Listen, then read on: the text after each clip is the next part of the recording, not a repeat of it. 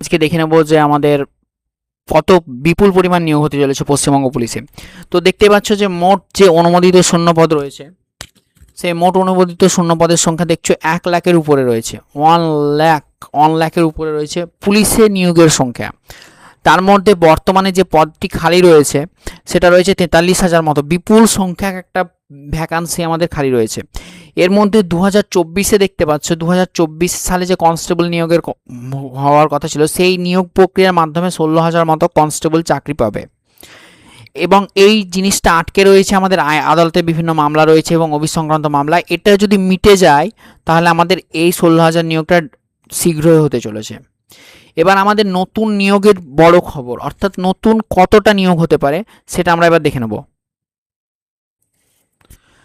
দেখো, নতুন নিয়োগের মধ্যে বলে দিয়েছে যে দুর্গাপুজোর আগে প্রায় 20,000 কনস্টেবল নিয়োগের সম্ভাবনা রয়েছে। মানে তুমি ধরে নাও 20,000 কনস্টেবল শীঘ্রই নিয়োগ হয়ে যেতে চলেছে। এবং কখন হবে সেটা শীঘ্রই, দুর্গাপুজোর আগেই বিজ্ঞপ্তি প্রকাশ পাবে। অর্থাৎ তোমরা প্রিপারেশন চালিয়ে যাও। আমরা পরে দেখবো যে কত নাম্বার, কী মার্কস আসছে, ইন্টারভিউ কত হবে, সেগুলো আমরা ডিটেলস জানবো। কিন্তু কেন এই নিয়োগ হচ্ছে ডেফিনেটলি বুঝতে পারছো, যেহেতু জনসংখ্যা বাড়ছে, জেলার সংখ্যা বাড়ছে, পুলিশ ক্যাম্প বাড়ছে, তার জন্য আমাদের পুলিশের বেশি দরকার। ভারতে যেখানে গড় যে অনুপাতটা রয়েছে পুলিশের, সেটা দেখতে পাচ্ছ যে 1 লক্ষ মানুষের জন্য 155 জন পুলিশ রয়েছে। কিন্তু পশ্চিমবঙ্গে একটু কম রয়েছে, প্রতি 1 লক্ষ মানুষে 106 জন করে রয়েছে। তো ডেফিনেটলি পুলিশের সংখ্যা বাড়া দরকার। সেটা ধীরে ধীরে নিয়োগ চলছিল, তো এখনও বিপুল পরিমাণ নিয়োগ হবে, তাই তোমরা প্রস্তুতি চালিয়ে যাও।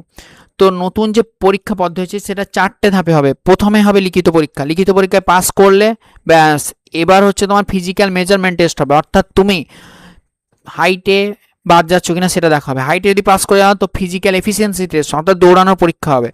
দৌড়ে পাস করে গেলে তোমার ইন্টারভিউ হবে। ইন্টারভিউ 15 নাম্বার থেকে কমিয়ে দিয়েছে এবং 5 নাম্বার করে দিয়েছে। মানে তুমি যদি লিখিত পরীক্ষা পাস করে যাও ভালোভাবে, ছোট, তোমার চাকরি মোটামুটি কনফার্ম। ঠিক আছে, তো দেখতে পাচ্ছ লিখিত পরীক্ষায় 15 নাম্বার থেকে কমিয়ে 5 করা হয়েছে। এবং লিখিত পরীক্ষার যে বিষয়গুলো থেকে কোশ্চেন আসে সেটা তোমরা ভালোভাবেই জানো, যেহেতু কম্পিটিটিভ পরীক্ষার প্রিপারেশন নিচ্ছ। সাধারণ জ্ঞান, জেনারেল অ্যাওয়ারনেস, ইংলিশ, মাধ্যমিক স্তরের যে গণিত রয়েছে, রিজনিং এবং লজিক্যাল অ্যানালিসিস থেকে কোশ্চেন আসবে। এই 4টে মেন বিষয় থেকে কোশ্চেন আসবে। এবং পরীক্ষাতে নেগেটিভ মার্কিং আছে, ডেফিনেটলি আছে। নেগেটিভ মার্কিং আগেও ছিল, এখনও আছে।